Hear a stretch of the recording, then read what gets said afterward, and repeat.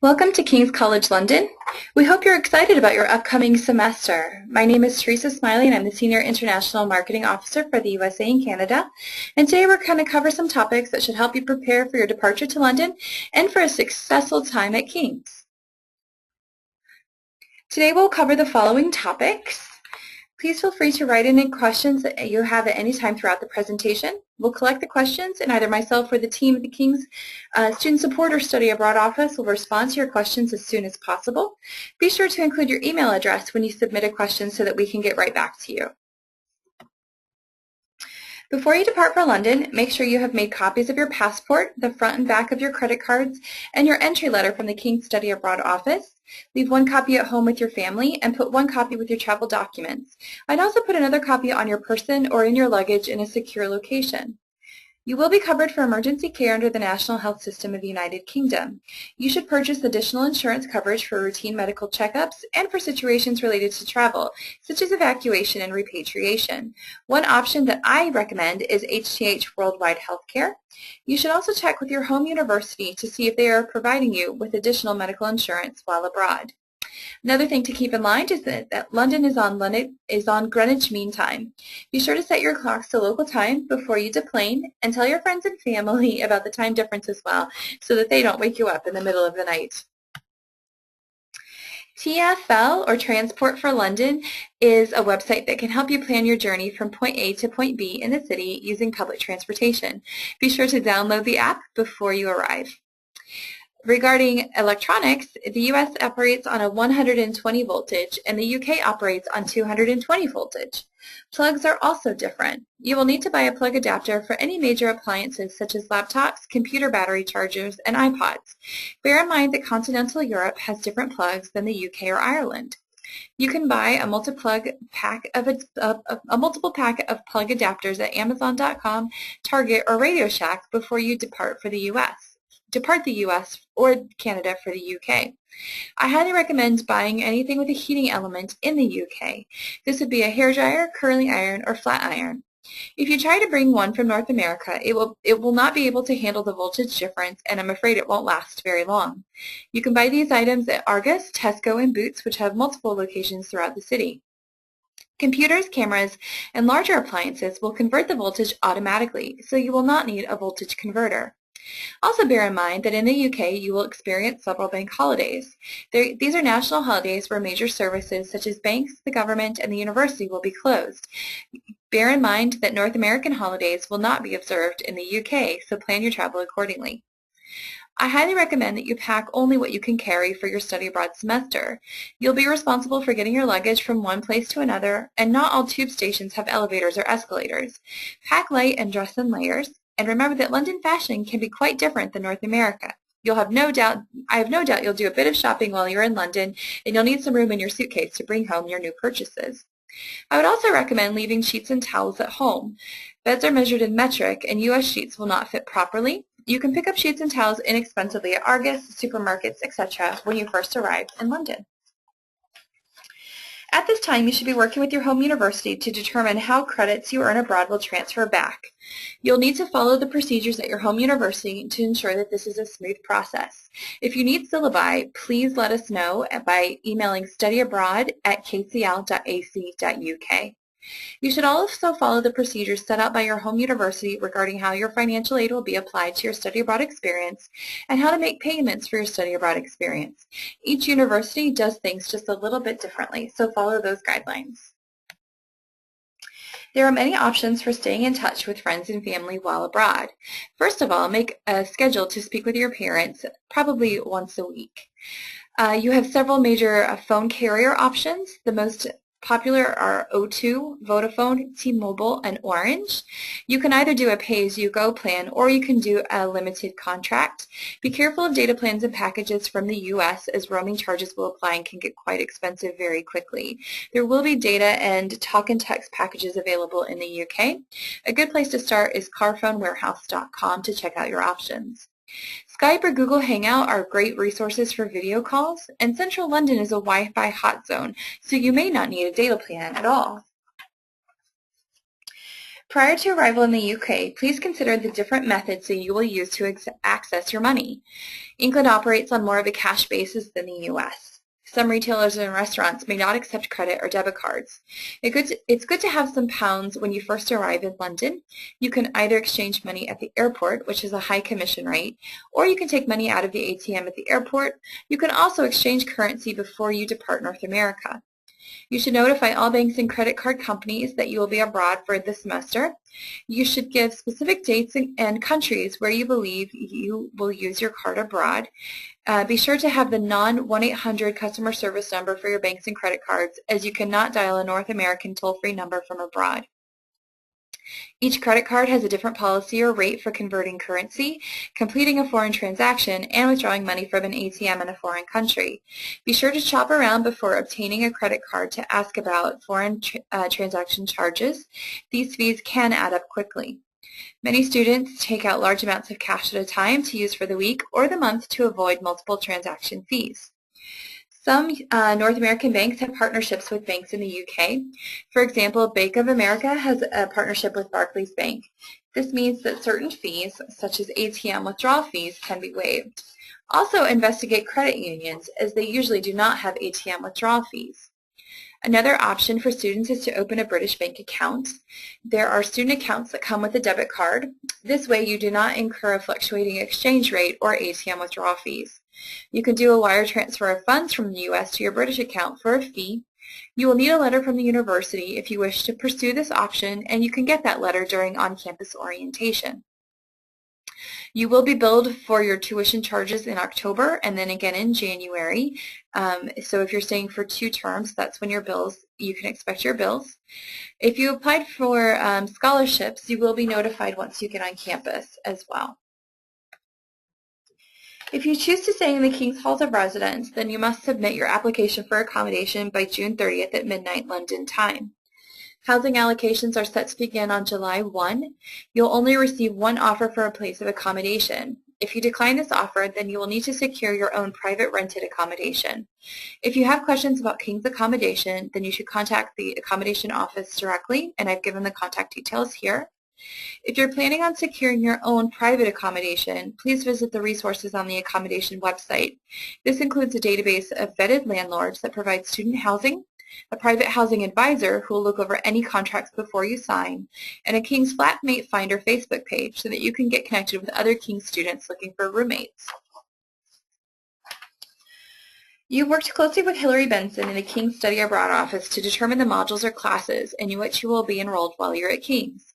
You'll shortly receive an email from Hillary outlining the modules for which you've been approved. In late August, you'll receive an email with instructions for looking up your approved modules on the university's master module timetable.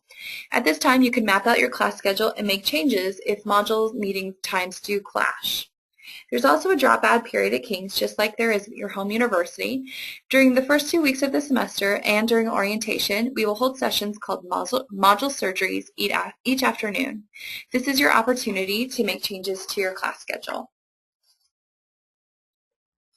Most students will arrive into Heathrow Airport. The quickest option to get into the city is the Heathrow Express train from the airport to Paddington Station. It takes about 15 minutes. You can then catch the tube or the subway to the stop closest to your accommodation. A taxi will be the most expensive option, which is about £100, but you can share a taxi with other students.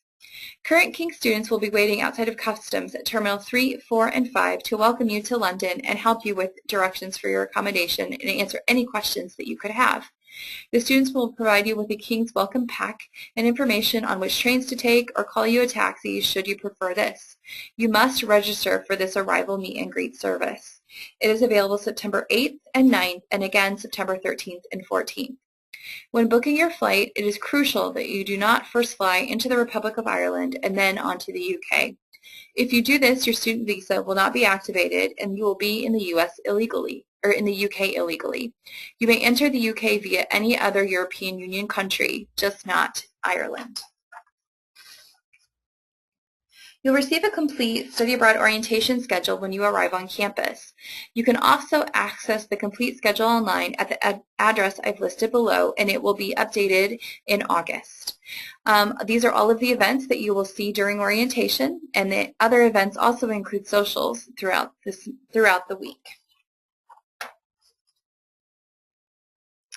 During orientation, you'll be able to explore campus and the library, get a letter to open a student bank account, get your King's email address, see the clubs and societies that we have at King's, and get your Student Oyster card if you're staying for the academic year. There will also be other events on campus that will be able to, that are social events where you can also mix and mingle with other students.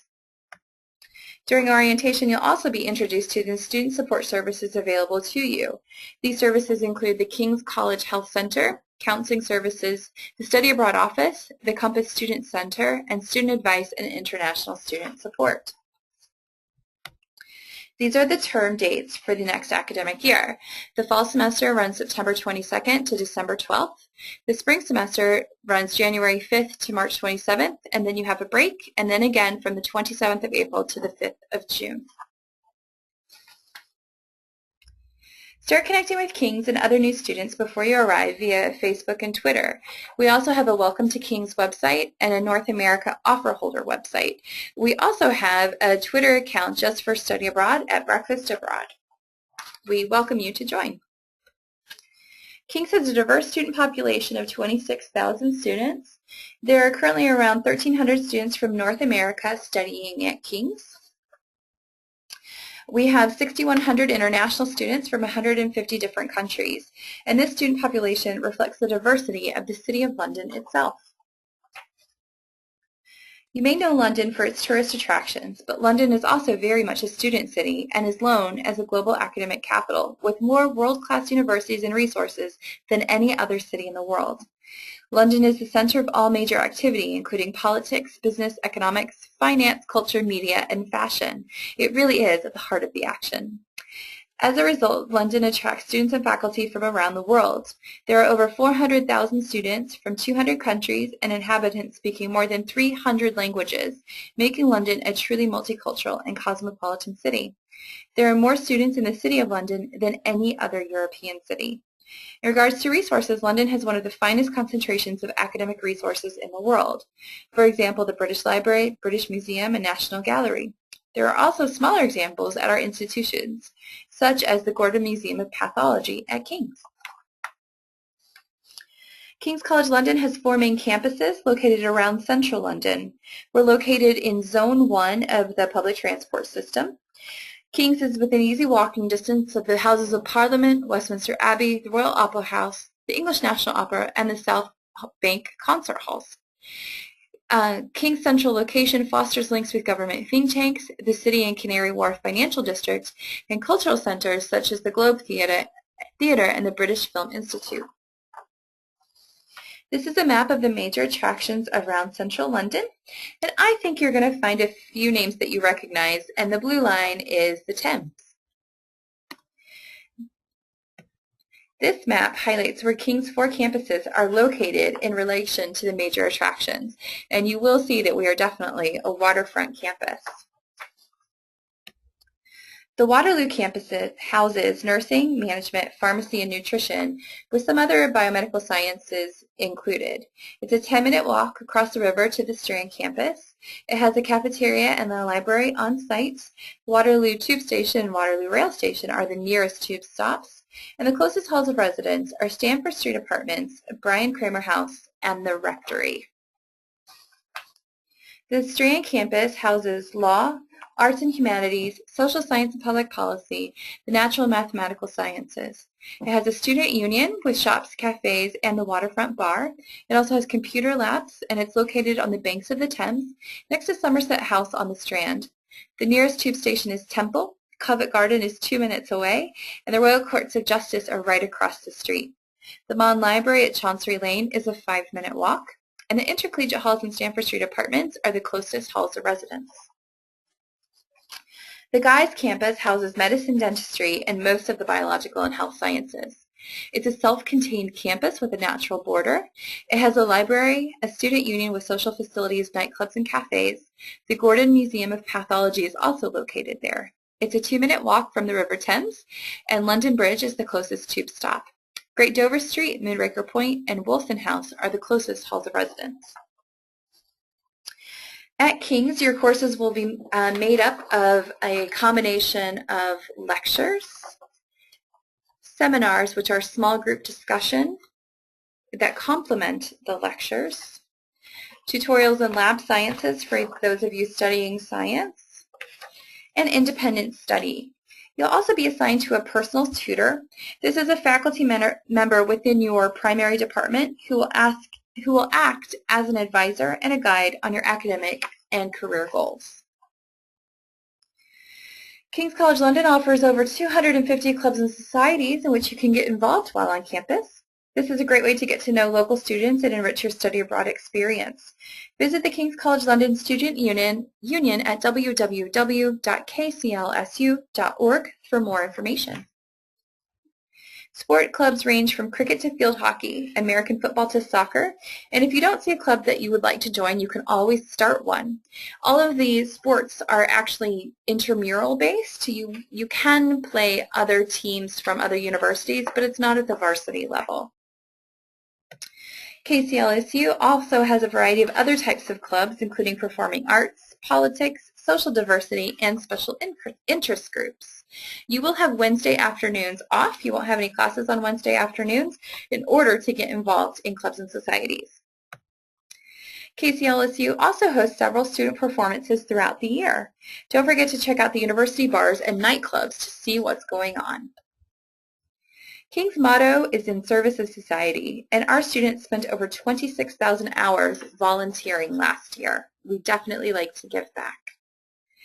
KCLSU also puts on shows, concerts, and campus events. It also manages nightlife venues, and the waterfront bar on the Strand campus was voted Best View in London.